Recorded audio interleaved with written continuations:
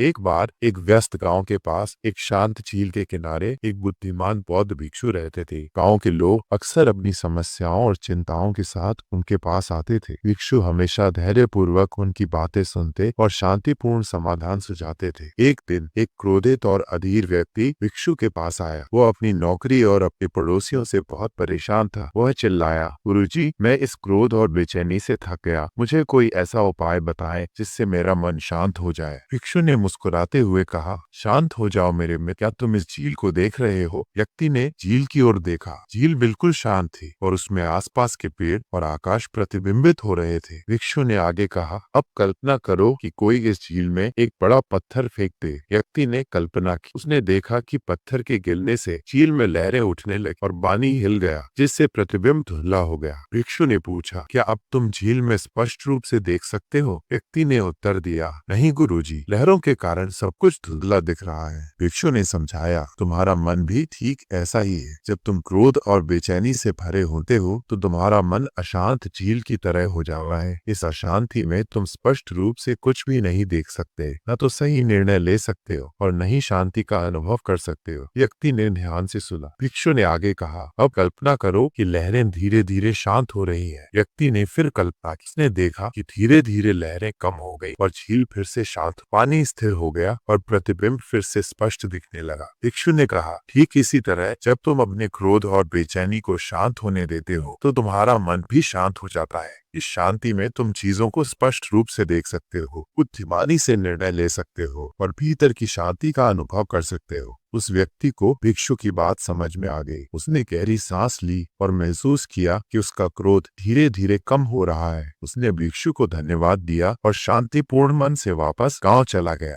इस कहानी से हमें ये सीख मिलती है कि मुश्किल परिस्थितियों में भी हमें शांत और स्थिर रहना चाहिए। अशांत मन कभी भी सही समाधान नहीं ढूंढ सकता। जैसे शांत झील में सब कुछ स्पष्ट दिखता है, वैसे ही शांत मन में स्पष्टता और शांति का अनुभव होता है। कैसी लगी आपको ये कहानी? क्या आप